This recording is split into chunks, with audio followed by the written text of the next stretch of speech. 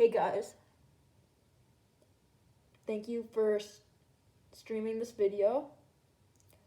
Please like and sub. Now enjoy the video about the Ukrainian war. In February of 2022, the world watched in horror as Russian troops poured over the border. But 500 days since the fateful day, and Ukraine is doing as good as ever. In the opening days of the invasion, the Russian generals and Putin expected an easy invasion, ending in about a week or so, but as time went on, the country of Ukraine is still standing today. Let's go back to February 24th, 2022, on the day that Russian troops crossed the border in what Putin said was a special military operation to denazify and demilitarize Ukraine. The reason why he wanted and said he wanted to denazify Ukraine was because in World War II, Stalin was harsh on Ukraine. He created a famine which killed millions. An attempt to industrialize the Soviet Union. And it caused millions of deaths, and he was a brutal, oppressive leader to the Ukrainian people for his 5-year plan. But as time went on and the Germans invaded, the Germans were greeted as liberators at first, and a lot of them joined the SS units that were supposed to have Ukrainians in them. But as the Germans started to slaughter their people and move them out, deport them, because they didn't want any Slavic people in the new homeland of Germanic people, they started to hate Germany. But a lot of people in Ukraine did join the Ukrainian-German units. So that's where his claim comes from. But now, not even 5% of the population is Nazi in Ukraine. It's just like how America has its own little radical Nazi parties in the United States of America. And how Germany even still has a Nazi party. Neo-Nazis, as they call them. But another claim is that the two nations in the Donbass that they recognized as independent, since they just signed a defense treaty, had called on help from Russia to defend them. So Russian troops started to cross the border from Crimea, which was by the UN illegally annexed by Russia after a referendum which the West and the UN suspects was unfair and kind of fraudulent. Made it illegally annexed. They streamed in from Belarus, Russia, and the Donbass regions. Russian shelling occurred on major cities like Kiev and Kharkiv, and also Lviv. And Putin sent out an ultimatum to Ukrainian troops to surrender to avoid bloodshed. But Ukrainian forces remained defiant. And the Ukrainian garrison on Snake Island became the symbol of defiance for Ukraine. They held out for days, even though Russian warships were there. Their chances were low of even surviving. They held out, even when Russian troops said to surrender. They reportedly said, Russian warship, go bleep yourself. When I say bleep, it is the F word. They held out for a few days, then, as was expected, they fell, but they gave so much resistance. now Russian troops have abandoned that island, and Ukrainian troops have now retaken the island and have another garrison on it with rockets and everything to prevent another Russian invasion there.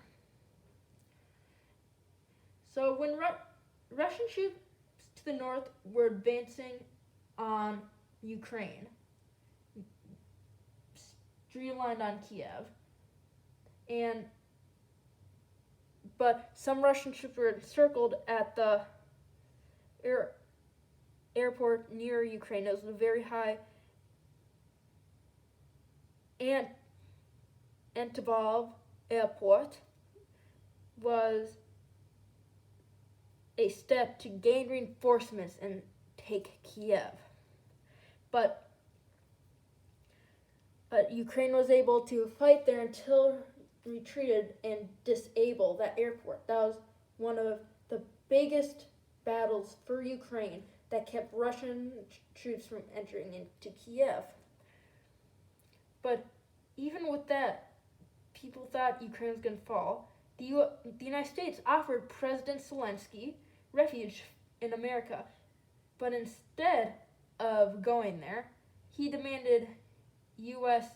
ammunition. But the Ukrainians were in retreat. The plan for Russia was to surround Ukraine in a blitz like World War II and clinch it, exactly like the Nazis.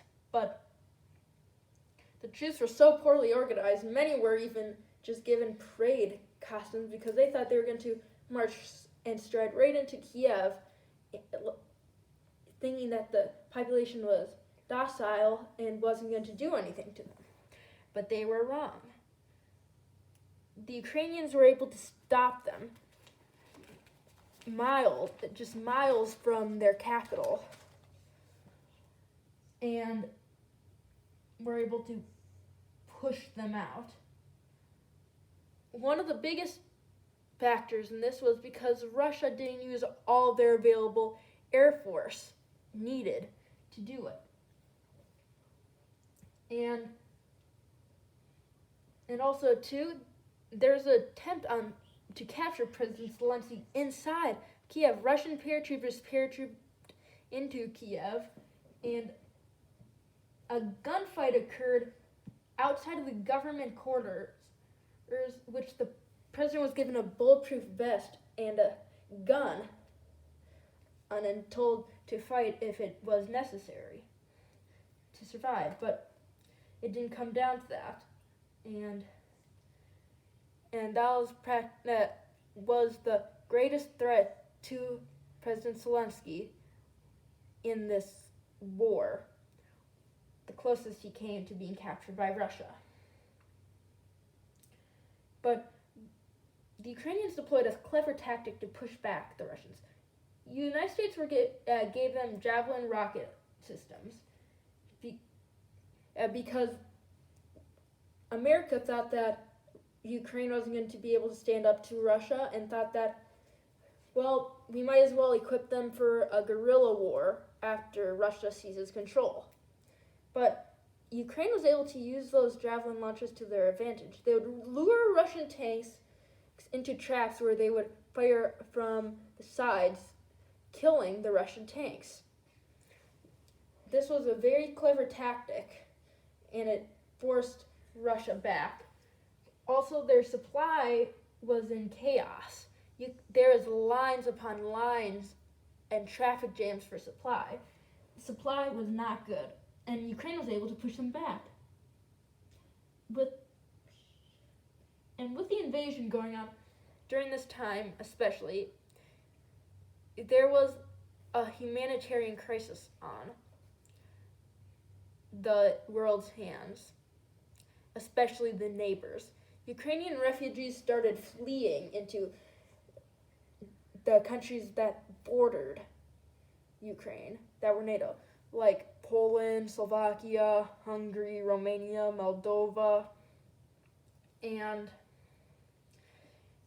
it created a humanitarian crisis, and one of the biggest refugee crisis is in Europe in history. And it has gotten better since then in today's date, but there's still refugees flooding over the border. When the Ukrainians were pushing the Russians out, Ukrainians found civilian massacres around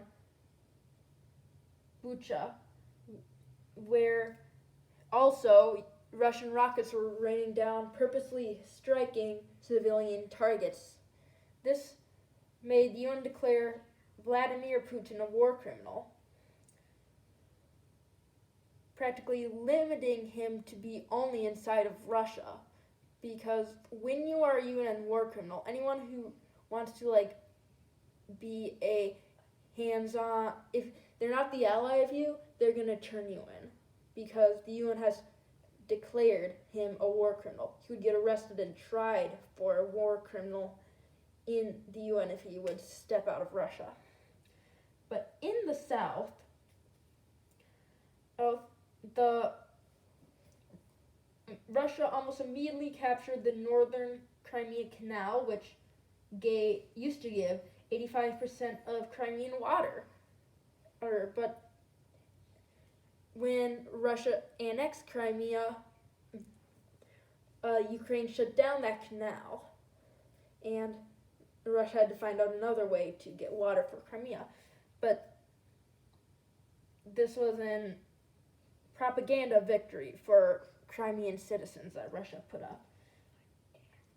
Also, Russia linked up with the Donbass rebel groups, and the siege of Mariupol started.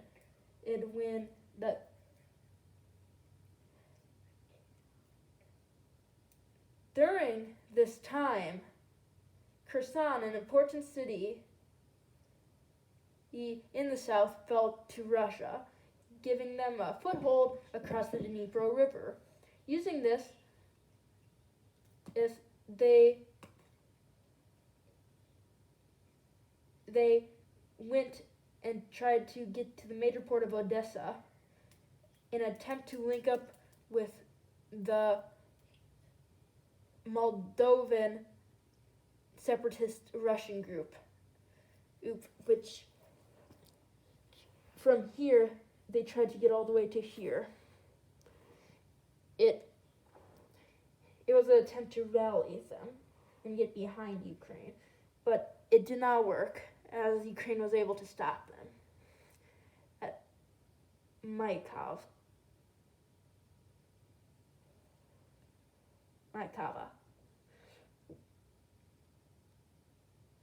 Where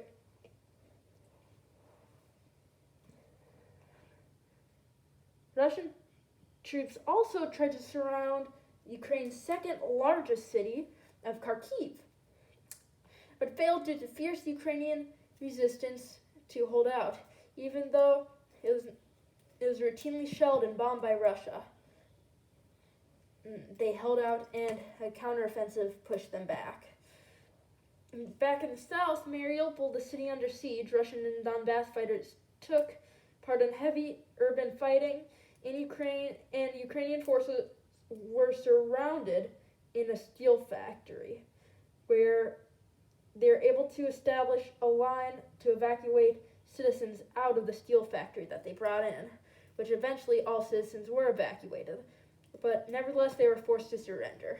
The UN reported 1,348 civilian casualties in Mariupol, but were likely higher. And in Russian prisoner camps, prisoners were treated harshly, with troops getting humiliated, tortured, and raped. During this time, Russia and Ukraine made an agreement allowing grain exports to go through the Black Sea because risk of famine in underdeveloped countries. Even though in July of 2023, Russia threw away that agreement in an attempt to ravage the Ukrainian economy.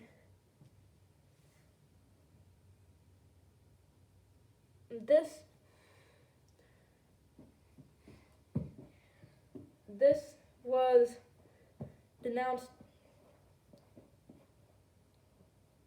This was denounced by many countries, including the United States. And all these war crimes just pushed the United States and the West to give more aid to Ukraine, including fighters and Patriot missile systems.